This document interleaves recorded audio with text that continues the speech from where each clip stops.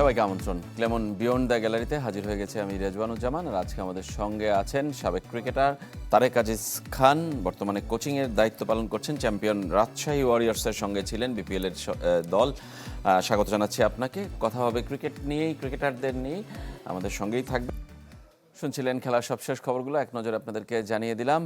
আমরা আজকে কথা বলবো ক্রিকেটারদেরকে নিয়ে। ছুটির মুডে ক্রিকেটাররা, বিশ্বকাপ খেলা হচ্ছে না, তাই এই মুহূর্তে দেশেই আছেন ক্রিকেটারদের বেশিরভাগই, এবং তারা ছুটির মুডে আছেন। কোনো খেলা নেই, অনুশীলন নেই, কোনো কিছুই নেই। পরিকল্পনা আসলে হচ্ছে ক্রিকেট বোর্ডের পক্ষ থেকে, আমরা যেটা জানতে পেরেছি। সেটা আসলে কি হতে পারে কিংবা কতটা কাজে লাগতে পারে ক্রিকেটারদের জন্য, সব বিষয়ে কথা বলবো তারেক আজিজের সঙ্গে। আপনারাও চাইলে অংশ নিতে পারেন আমাদের এই আয়োজনে। ফোন করতে হবে স্ক্রিনে দেখানো নম্বরগুলোতে। প্রথমেই তারেক আজিজ, অভিনন্দন। চ্যাম্পিয়ন দলের সদস্য বিপিএল চ্যাম্পিয়ন কেটাই আপনার জন্য প্রথম।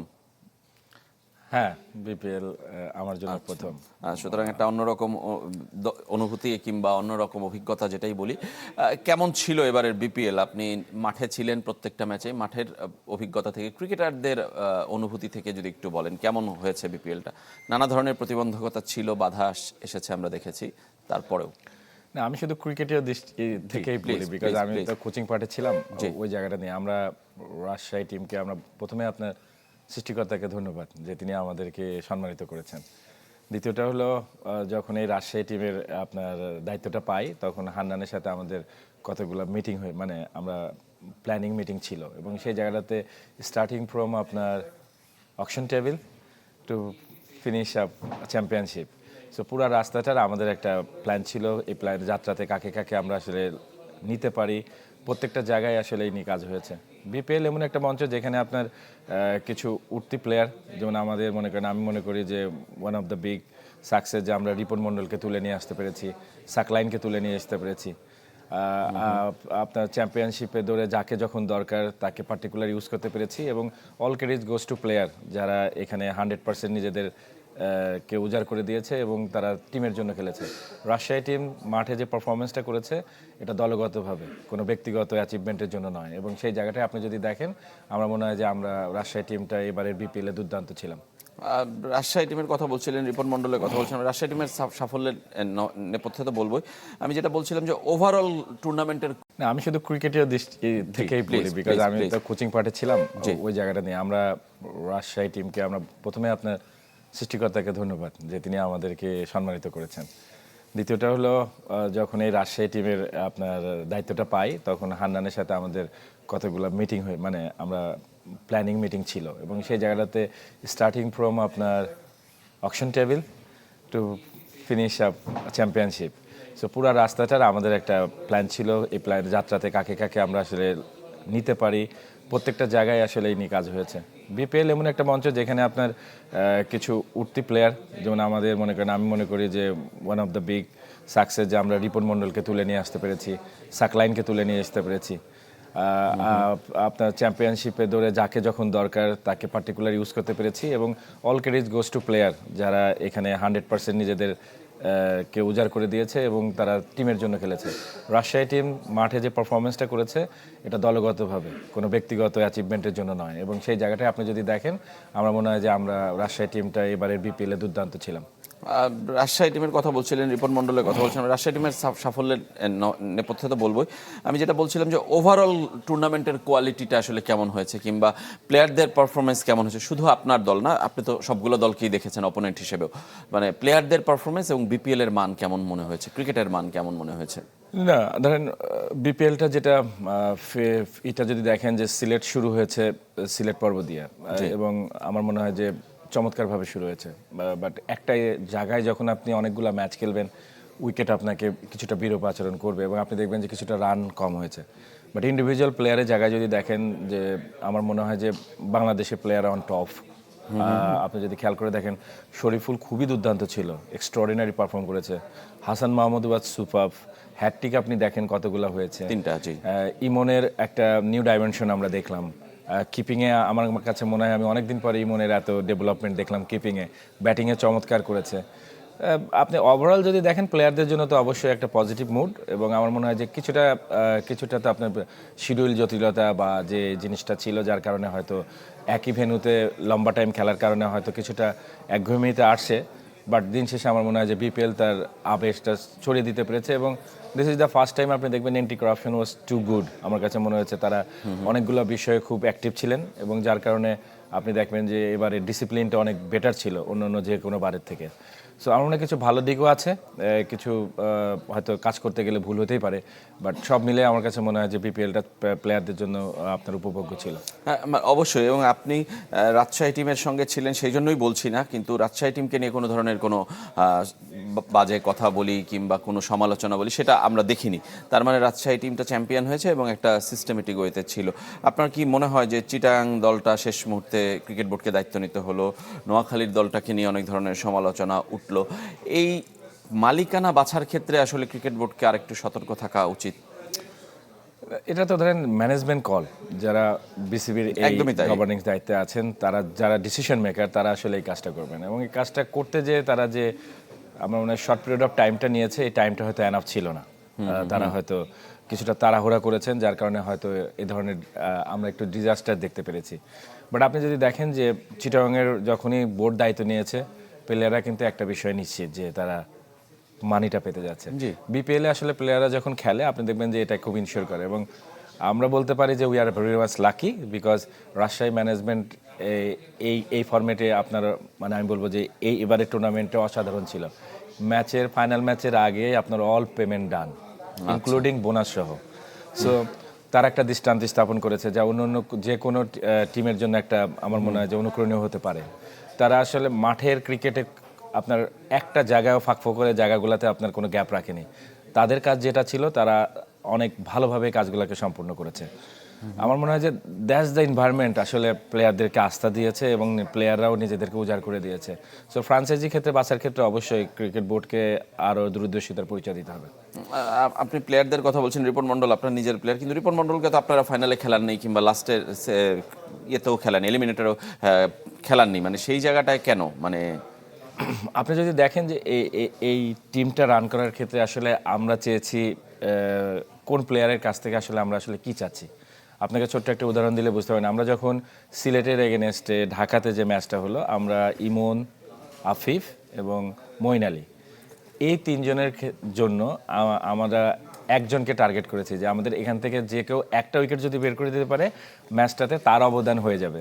তো সেই ক্ষেত্রে আমরা মিস্ট্রি বলার রুবেলকে খেলিয়েছি। সো আমাদের একটা ইন্ডিভিজুয়াল প্ল্যান ছিল ওই প্লেয়ারটাকে নিয়ে, যে অ্যাকচুয়ালি এই প্লেয়ারটাকে আমরা কাদের এগেনস্ট ইউজ করতে চাচ্ছি সেই জায়গাটায়। রিপন দুর্দান্ত, এই রাজশাহী টিমকে ফাইনাল পর্যন্ত নিয়ে আসতে তার অবদান অনস্বীকার্য। এবং পার্টিকুলার সিলেট ম্যাচের এগেনস্টে যেটা আপনি বলেছেন যে আমরা তাকে ফার্স্ট বলতে পারেন যে আমরা চেঞ্জিংয়ে আসছি, সেই জায়গাটাতে আমরা আসলে চাচ্ছিলাম যে সাকিবের মতো, বিকজ আপনি যদি দেখেন যে এই সময়টাতে মিরপুরের উইকেটটা কী ধরনের আচরণ করে সবসময় নভেম্বর, এই ডিসেম্বর জানুয়ারি সময়টাতে, তো ওই জায়গাটা আমরা চেয়েছি একটা স্কিডি লিটল বিট সুইং যে আপনার এটাকে ক্যারি করতে পারে। তো সাকিব আমাদের ওইখানে কাজটা করেছে। সো আমরা পার্টিকুলার প্লেয়ারকে দিয়ে পার্টিকুলার প্ল্যানটাকে অ্যাচিভ করার চেষ্টা করেছি অ্যাজ এ কোচিং ইউনিট, এবং সেই জায়গাটা আমার মনে হয় যে হান্নান সরকার অ্যান্ড গং আমরা দারুণভাবে সাকসেস হয়েছি। মানে আপনি, হান্নান সরকার, রাজিন সালে, আপনার এক্স প্লেয়াররা বেশ কয়েকজন ছিলেন এই দলে, মানে তাদের মধ্যে আসলে বোঝাপড়াটা কি সেই ক্রিকেটার পরিচয়ের থেকেই এখন পর্যন্ত আছে? সেই কারণেও কি আসলে কোচিং স্টাফেও দ্বন্দ্ব হয়নি যে আসলে হান্নান সরকার কল দিবেন, আপনি দিবেন না, রাজিন সালে দিবে, মানে এই জায়গাটায়? না, চমৎকার বোঝাপড়া ছিল। দেখেন হান্নান যখন কোচিংয়ে আসলো, আমি আবহানিতে একসাথেই কাজ করেছি। সো হান্নানের টোন আর আমাদের টোন অলমোস্ট এক। এবং আপনি দেখেন হান্নানের জন্য কিন্তু as a head coach this is the first assessment, মানে তার জন্য অ্যাসাইনমেন্ট ছিল।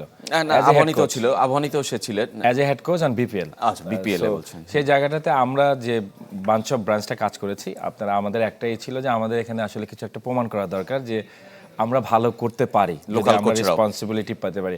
সব টিমে দেখেন লোকাল কোচেরা ভালো করেছে, আপনি বাউল ভাই ভালো করেছে, সোহেল ভাই ভালো করেছে, ভালো করেনি কিন্তু বাট কিছু একটা অ্যাচিভ করতে চাই আমরা দেখাতে চাই যে আমরা ভালো কিছু করতে পারি। এবং হান্নান চমৎকারভাবে জিনিসটাকে মেনটেন করেছে। আমরা বলবো যে আমাদের ভিতরে একটা রেসপেক্ট ছিল। আমরা জানতাম যে তারেক আজিজের কাজ কতটুকু, রাজিন সালের কাজ কতটুকু, হান্নান সরকারের কাজটা কি।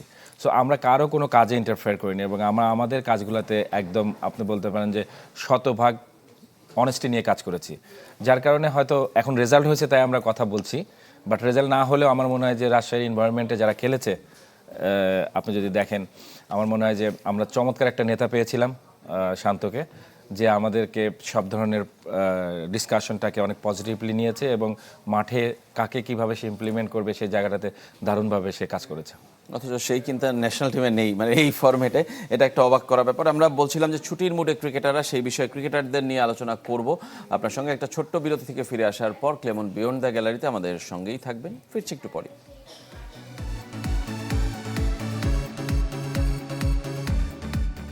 তারেক আজিজ আছেন আমাদের সঙ্গে স্টুডিওতে।